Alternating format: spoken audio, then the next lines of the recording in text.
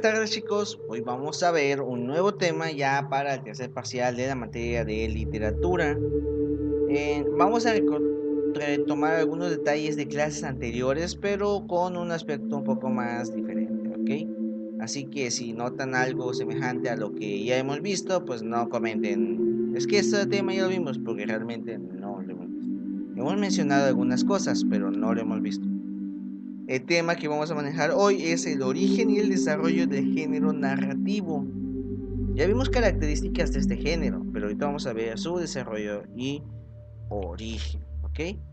Dentro de lo que se encuentra este género de la literatura que ya hemos mencionado alguna vez. Y para hacerlo hay que recordar primeramente que a qué se le llama el género narrativo, o sea, qué es lo que da, qué es este género. Y para llamarlo, para decirlo de manera sencilla, porque el tema de hoy, aparte de que es corto, no es muy extenso, o sea, me refiero al video, lo voy a hacer corto y el tema es poquito para hacerlo de esa manera. Voy a tratar de explicarlo lo más sencillo posible. No voy a poner conceptos más que este que aparece acá, pero quiero en sus apuntes que me escriban las explicaciones que voy a estar diciendo, porque luego solamente me ponen palabras, me ponen ahí a que el cuento y es todo. Entonces, ¿qué es lo que vamos a estudiar para el examen? Eso quiero que me vayan anotando. No tal y como lo digo, pero por lo menos como lo vayan a entender. Bien, como mencionamos, el género narrativo, lo que principalmente, como su nombre lo dice, narra una historia, lo relata. Literalmente cuenta acontecimientos de una historia, sean reales o sean ficticios. Estas pueden ser desde un punto de vista eh, como que tú lo hayas vivido, como que lo hayas presenciado o simplemente como que conozcas simplemente la historia. Eso es lo que vamos a adentrarnos dentro de ello. Pero para eso vamos a iniciar considerando de dónde se origina este género. El género narrativo es uno de los más antiguos géneros literarios que existen. Obviamente de los tres, porque también está el género lírico y el dramático. Bueno, el género narrativo es el más antiguo.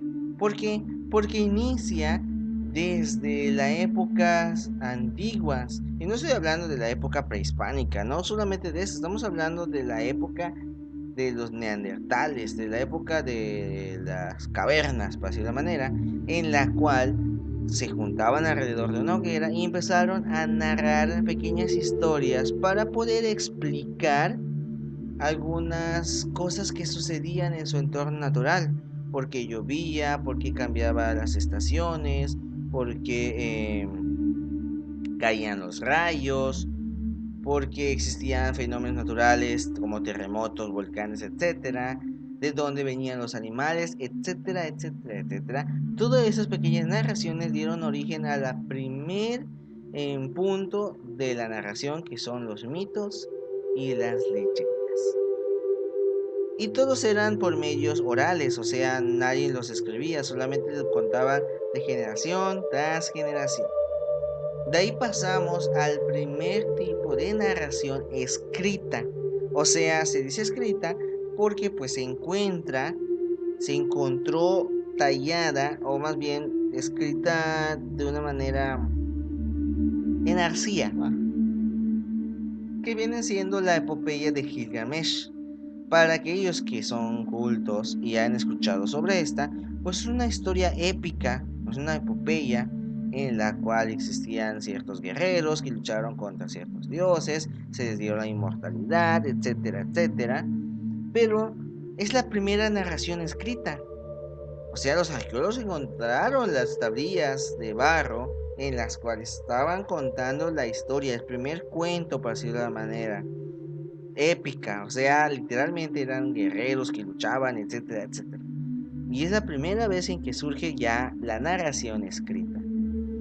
Pasando un poco más adelantados a nuestros tiempos, porque esto fue como en la época de los sumerios, la primera civilización que utilizó la escritura. Ahora pasando un poco más a un concepto un poco más religioso, pero igual en narrativa, surge la época egipcia, en la cual ellos ya empezaron a narrar historias, específicamente idealizando los puntos de vista religiosos. De hechos, de hecho, en alguna parte, si ustedes conocen algo sobre la mitología egipcia y de sus faraones, había uno que se llamaba Keops. De hecho, la pirámide más grande conocida de Giza es Keops, es la pirámide más grande, se llama Keops por ese faraón. Luego siguen sus hijos y su nieto. Prácticamente sus hijos de Keops, Keops le pedía a sus hijos que les contaran historias. Estas historias eran consideradas parte de la cultura dentro del punto de vista que aparecía. Al par sucedían otras culturas que también utilizaban narraciones, pero las egipcias son las que tenían un registro más antiguo, por eso los coloco después de las suyas. ¿Ok? Siguiendo cruzándonos un poco más, aparecen los griegos. Creo que la narración o la historia narrativa más específica de la narración es la Ilíada o la Odisea, que de hecho ustedes ya leyeron la Odisea, por lo menos espero que sí, porque he notado que muchos ni siquiera lo leen y me mandan su reporte de lectura de internet. O sea, alguien ya escribió una reseña y eso copian y lo envían. Ni siquiera hacen el favor de escribirlo tal y con sus propias palabras, pero no vamos a pasar al punto. La Odisea, en la historia de griega, cuentan también una forma epopeica, o sea, narra la historia de ciertos personajes que tuvieron una travesía, que tuvieron una lucha entre dioses y entre personas.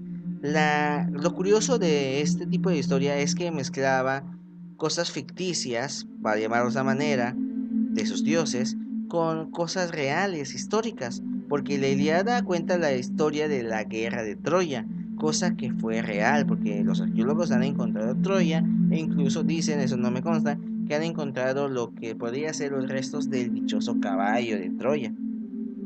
Pero la Odisea ya cuentan un poco más exageradas las ideas de la lucha de, de dioses y seres míticos y cíclopes y sirenas y cosas que pues realmente no podemos decir que realmente fueron ciertas.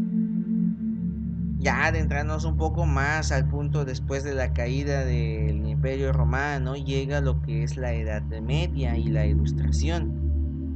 En la Edad Media es más religioso, así que no quiero yo mencionar un poco más. Vamos a decir que las cosas religiosas como de santos y la Biblia podrían caer ahí.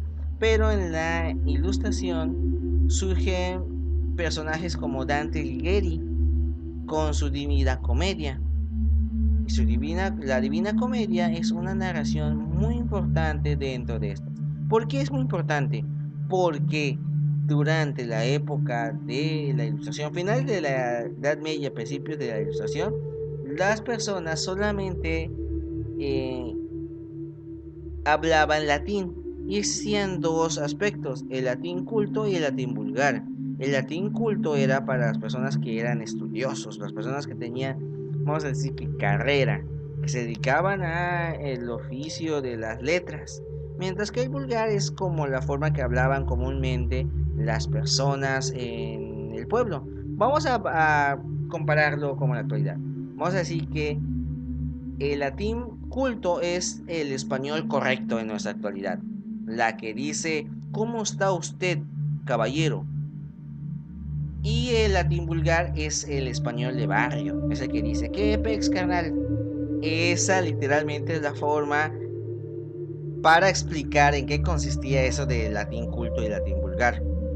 ¿Por qué lo explico? Porque La Divina Comedia fue la primera novela escrita, para decirlo de esa manera, en latín vulgar. O sea, para que el pueblo pueda acceder a la lectura. Porque el latín culto solamente lo tenían los estudiados, los de carrera, como dije. pero la Tim Burgar fue dirigido más para el pueblo, y ahí empezó a adentrarse el aspecto de la lectura dentro de sus puntos. Ya más en la actualidad surge ya en lo que viene siendo la ilustración final de la ilustración, casi llegando a la revolución industrial, para decirlo de esa manera, casi, porque todavía no llegamos. Surgen otros novelistas ya dirigidos a los puntos de vista de su época, como lo que vienen siendo los hermanos Grimm, con su sinfín de historias, que está, por ejemplo, Rapunzel, Hansel y Gretel, Cenicienta, etcétera, etcétera, que contaban historias más específicas dentro de su época, que ya tenía unas características especificadas de lo que es la narración, hasta llegar a nuestra actualidad, en la que encontramos un sinfín de novelas con un sinfín de categorías y géneros, que están las de acción, las de comedia, las de fantasía, etcétera, etcétera, entre muchas otras. Yo acá puse las de Harry Potter, pero estoy hablando de todas las novelas que podrían encontrar, y no solamente de las que ya se hicieron películas. Yo nada más puse esta porque es la primera que se me ocurre. Y así hasta llegar hasta nuestra actualidad y adentrarnos más en lo que va a ser la historia de la narración y cómo surge todo ello, ¿ok? Ya explicando lo que viene siendo el origen o de dónde surge la narración, o sea, este género, ya vamos a adentrarnos a lo que vienen siendo las categorías, o más bien los tipos de obras en las que se puede llegar la narración, ¿ok? Y existen un montón, pero no vamos a hablar de todos estos porque son un montón, son ese tipo de géneros de la narración. Y entre estos vamos a especificar algunos de ellos. No los quiero, ¿cómo se llama esto? Voy a tratar de no hacerlo largo porque serían un montón. Pero vamos a hablar sobre estos. Por ejemplo, está el cuento. El cuento es la narración de una historia en donde existe o se presenta un hecho sobre el cual gira todo el texto. Posee una estructura compuesta tradicional por una introducción, un nudo y un desenlace. Presenta un número limitado y reducido de personajes en donde todos se vinculan con situaciones en la historia presentada. Puede incluso haber ciertas historias o relatos paralelos dentro de la narración, o sea que puede suceder dos historias al mismo tiempo en el cuento. Por ejemplo, algún ejemplo de cuento está La Cenicienta, Blancanieves, eh, La Bella y la Bestia, no sé, me estoy acordando de las de Disney, pero hay muchos más de cuentos, así que estos vienen siendo. Si se dan cuenta, si mencionamos la historia de Blancanieves, por ejemplo, ¿cuántos personajes realmente aparecen en la película, para hacer más mención? Si contamos a los enanos como solamente un personaje, o sea, porque son los enanos, no dicen Blancanieves y Tontín, Unión, no, dicen los enanos, entonces vamos a contarlo como un solo personaje. Realmente aparecen cuatro: Blancanieves, la reina mala, el cazador que es momentáneo, y los enanos, que son siete, pero vamos a contarlo como uno. O sea, son poquitos. Y así hay muchos cuentos que solamente tienen uno, dos, máximo 10, pero la mayoría de esos 10, 5 solo aparecen una o dos veces en la historia. Otro tipo de narración de estas viene siendo la novela. Y este es un texto narrativo más extenso y libre, desde un punto de vista formal, para decirlo de esa manera. Existen la posibilidad en la historia ya un poco más, aspectos más paralelos y simultáneos dentro de ello, o sea, pueden suceder varias historias al mismo tiempo dentro de la narración de la novela. Su estructura interna es casi la misma que la de el cuento, sin embargo, en la novela pueden haber capítulos, se dividen en capítulos, en las que pueden establecerse diferentes aspectos de la historia. En una novela pueden haber personajes más desarrollados, más específicos, y que pueden tener una importancia dentro de la historia más relevantes que solamente aparecer. ¿Ok? Bueno, de ahí aparecen otro tipo que viene siendo la fábula. La fábula es importante porque dentro de ellos tiene una característica muy diferente a las demás. Y no me refiero a que se cuentan de diferente forma. Al igual que cuentos, sus personajes son pocos. Cuenta con un desarrollo, un desenlace, una introducción. Pero lo que caracteriza más a la fábula es que la fábula cuenta con una moraleja. Esta moraleja literalmente es una forma de enseñanza, un mensaje o una lección que trata de dar al contar la historia. Siempre suele mencionarse en aspectos más como por ejemplo, no virtudes, sino más bien como defectos de las personas. Por ejemplo, una persona que tiene el defecto de ser gruñón, cuentan una historia en donde ese personaje era gruñón y por ser gruñón le pasa algo malo. Entonces la moraleja es que si sigue siendo gruñón te va a pasar cosas malas. Algo así por lo general suele suceder con las moralejas. Y esa es una característica muy común dentro de una fábula. De hecho, si no tiene una moraleja, no puede ser llamada fábula. Después encontramos lo que es el mito. El mito es uno de los más antiguos de la narración, como mencionamos al principio, y se presenta por medio de aspectos en los cuales posee la particularidad de que el protagonista o el personaje principal suele ser de ideología divina.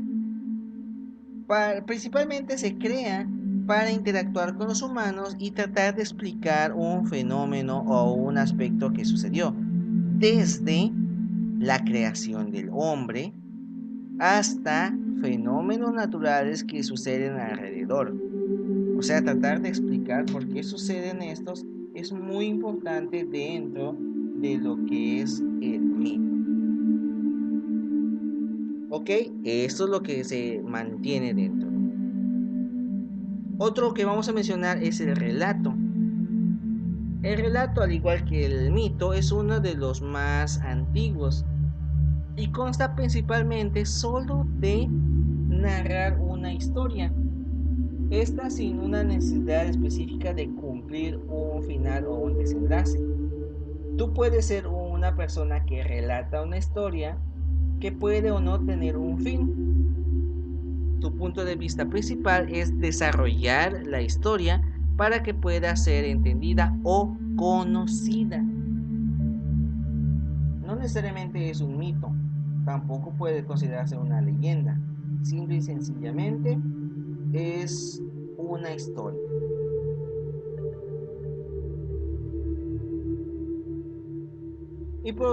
Y antes de terminar el penúltimo, está lo que es la crónica. La crónica prácticamente está por escrito y prácticamente se debe ser textos que presentan una narración de un hecho o una historia en el que se sigue algo determinado de manera cronológica y presenta algo más preciso y detallado. Los primeros exploradores de América llevaban un cronista que contaba sus hazañas y descubrimientos. Bien, como pregunta que me deben contestar para ganarse un sello extra, quiero que me digan cómo se llamó el cronista que siguió toda la historia de Hernán Cortés cuando llegó a México. Porque hay un hombre, hay una persona que era el cronista oficial, para decirlo de esa manera, de todo lo que hacía Cortés. Desde la llegada, sus descubrimientos, sus pasos, sus alianzas con los tlaxcaltecas, su derrota de los aztecas, etcétera, etcétera. Hay una persona, dígame quién es. Y ya para terminar, está lo que es la biografía. Y pues la biografía es la narración, la historia también detallada y cronológica, pero es de una vida de una persona, desde el nacimiento. A diferencia de la crónica, en la cual siempre cuenta una historia de cierto momento importante, por ejemplo, la conquista de México, una biografía cuenta desde el nacimiento hasta la muerte de ese personaje, de manera detallada y específica. Y puede ser llamativa o interesante desde los puntos de vista que tenga, desde sus legados y logros de ese personaje. Existe también una variante que se llama autobiografía, que es cuando la misma persona cuenta su vida, pero es prácticamente la misma. La diferencia es que una biografía la puedes escribir tú, por ejemplo, tú puedes escribir la biografía de Benito Juárez, pero si Benito Juárez escribiera su propia historia, sería una autobiografía. Bien chicos, vamos a dejarlo hasta acá. Ya para no alargar más el video porque casi llegamos a los 30 minutos, creo, no sé. Y pues ya para tener todo esto, ya tenemos un aspecto sobre ello. En la siguiente clase vamos a ver de los otros géneros que ya hemos mencionado, ¿no? Porque si se dan cuenta, no mencionamos las características de la narración porque eso ya lo vimos en clases anteriores y no quería ser otra vez redundante con el tema. Por mi parte, chicos, sería todo. Espero que hayan tomado nota como se debe y no solamente me hayan escrito cuento, novela, fábula, mito y todo lo demás, y me hayan por lo menos explicado en qué consiste cada uno con sus propias palabras. Estén pendientes de su plataforma de modo y no se olvide también de estar enviándome sus apuntes del segundo parcial porque lo voy a revisar para esta semana. Que tengan una buena tarde y nos vemos hasta el siguiente video.